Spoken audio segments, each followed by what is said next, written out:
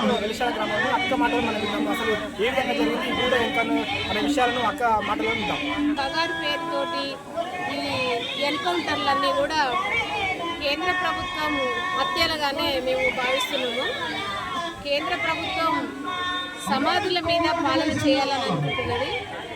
మనుషులందరినీ కూడా చంపేసి ఆదివాసీల్ని, గ్రామాలను, ఆదివాసీ ప్రజలను చంపేసి వాళ్లకు రక్షణగా ఉండే ఆ మావోయిస్టు పార్టీ వాళ్ళను కూడా చంపేసి ఆ ఖనిజ సంపద అడవులనన్నీ పెట్టుబడిదారులకు దారదత్తం చేయడం కోసమే ఈ ఎన్కౌంటర్లు అనే పేరు మీద చంపేస్తున్నది అనేది లోకమంతా, అంటే ప్రజలంతా ముక్త కంఠంతో ఈ ఎన్కౌంటర్లు వద్దు, చర్చలు జరపాలి, శాంతి చర్చలు జరపాలి అని చెప్పేసి భారతదేశంలో ఉన్న మేధావులు, బుద్ధిజీవులు అందరూ కూడా శాంతి చర్చలు జరపాలంటే, అది కాకుండా వాళ్ళు ఒక మొండి వైఖరితోటి పగార్ ఆపరేషన్ పేరు మీద తోటి డ్రోన్లతోని తర్వాత సైనిక బలగాలను ఆదివాసీ గ్రామీణ ప్రాంతంలో మొత్తం దించి అడుగడుగున ఎవరు కనబడితే వాళ్ళను హత్య చేయడం అనేది మొదలు పెట్టుకున్నది.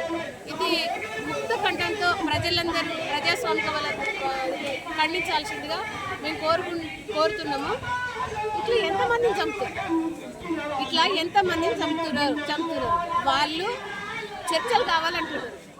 మీరు కూడా చర్చలు కావాలనుకున్నప్పుడు చర్చలలో వాళ్ళు ఏం ప్రతిపాదనలు పెడతారో మీరు ప్రజలందరికీ తెలియజేయండి. ఆ విషయం వాళ్ళు ప్రజల కోసం, ప్రజల సంబంధించిన సమస్యలు ఆ చర్చల సందర్భంగా ఏం డిమాండ్స్ పెడుతున్నారు, ప్రభుత్వంగా మీరు ఏం డిమాండ్స్ అమలు చేయగలుగుతారు, ఏం డిమాండ్స్ అమలు చేయలేరు, అసలు వాళ్ళ వైఖరి ఏందో మీరు తెలుసుకోండి. రాజ్యాంగ ప్రకారంగా రాజ్యాంగం లోబడి మీరు అధికారంలోకి వచ్చిండ్రు. రాజ్యాంగం మీద ప్రమాణం చేసిన వాళ్ళే ఈరోజు రాజ్యాంగాన్ని విస్మరించి వాళ్ళని హత్యలు చేస్తున్నారు. వాళ్ళు నిజంగా ప్రాణాలతో దొరికినప్పుడు మీరు అరెస్ట్ చేయండి, కోర్టులలో పెట్టండి, సంవత్సరాలు పెట్టండి, వాళ్ళ మీద కేసులు పెట్టండి. ఏదైతుందో రాజ్యానికి లోబడి వాళ్ళు చేస్తలేరని మీరు అనుకుంటున్నారు కాబట్టి చేయండి. అంతేగాని ప్రాణాన్ని తీసే హక్కు ఏ ప్రభుత్వానికైనా ఎవరిచ్చింది? భారత రాజ్యాంగం ప్రకారం మీరు అరెస్ట్ చేయండి, కోర్టులో పెట్టండి. అంతేగాని ఎంతమందిని చంపుకుంటూ పోతారు, ఎంతమందిని ఈరోజు హత్యలు చేస్తే ప్రజల సమస్యలు అనేటివి ఆగుతాయి. పోనీ ప్రజల సమస్యలు లేకుండా చేయండి. ప్రభుత్వంగా మీరు అన్ని అవకాశాలు మీకు ఉన్నాయి. ఆ అవకాశాలను బట్టి ప్రజలకు ఏ అవకాశం ఉందో, ఆ అవసరం తీర్చండి. అసలు నక్సలైట్లు అనేటోళ్ళే ఉండరు కదా. మీరు ప్రజల సమస్యలు లేనప్పుడు ప్రజలకు ఎందుకయ్యా సావాలని ఎందుకు పోతారు చెప్పండి? సావాలని ఎందుకు పోతారు ప్రజలు?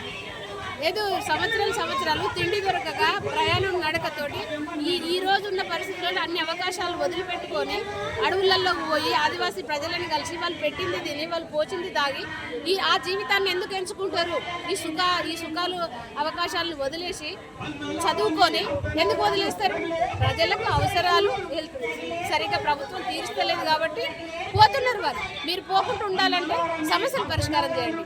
దానికి అసలు నక్సలిజం అనేది ఉండదు కదా. అది ఆలోచించకుండా ఉన్నోళ్ళను కాల్చి పడేస్తామనేది అనడం చాలా తప్పు. ఈ ఎన్కౌంటర్లపై కూడా న్యాయ విచారణ సిట్టింగ్ జడ్జితో న్యాయ విచారణ జరిపించాలి కంపల్సరీ.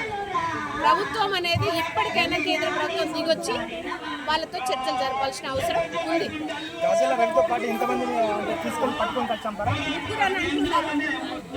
వాళ్ళు చెప్పింది మనకు తెలియడం పేపర్ ద్వారా, వార్తల ద్వారా తెలియడం మాకు తెలుసు కాబట్టి ముగ్గురు, ఇంకో అరుణక్క అనేట ఆమె అక్కడనే అన్నట. తర్వాత అంజు అని అన్న వాళ్ళకు ఘాటుగా పనిచేసిండని చెప్పి చెప్తున్నారు. ఇంకా పూర్తిగా ఇంకెంతమంది వాళ్ళు అదుపులో ఉన్నారు, ఎంతమందిని చంపేసిండ్రు అనేది పోలీసు వాళ్ళకు మాత్రమే తెలుసు. వేరే వాళ్ళకి తెలిసి పట్టుకొనే కాల్చి చంపిండ్రు అనేది అంటే అడిగి పోయి వచ్చిన వాళ్ళు చెప్తున్నారు. ఆమె మీద యాసిడ్ పోసిండ్రని చెప్పేసి, అక్క మీద కూడా ఈ అన్న వాళ్ళని కూడా చిత్రహింసలు పెట్టి చంపేసిండ్రని చెప్పేసి చెప్తున్నారు. మామూలుగా ఇంతకంటే ముందు ఎన్కౌంటర్ జరిగింది అనగానే పేపర్లలో వీళ్ళ ఫోటోలతో సహా వచ్చేది. ఇప్పుడు ఆ ఫోటోలు కూడా ఇస్తలేరు. వాట్సాప్లలో, సోషల్ మీడియాలో మనం ఫోటోలు మామూలుగా ఇంతకంటే ముందున్న మంచి ఫోటోలతోనే వీళ్ళు ఎన్కౌంటర్ అనేది ప్రచారం జరుగుతున్నది తప్ప నిజంగా ఎన్కౌంటర్ ఎక్కడైంది ఏంటిదని చెప్పేసి అట్లాంటి ఫోటోలు అనేది బయట పెడతలేరు. కాబట్టి ఈ ప్రజలకు కూడా తెలిసే అవకాశం లేదు. మా లాంటి వాళ్ళ, మా కుటుంబ సభ్యుల లాంటి వాళ్ళకు కూడా తెలిసే అవకాశం లేదు.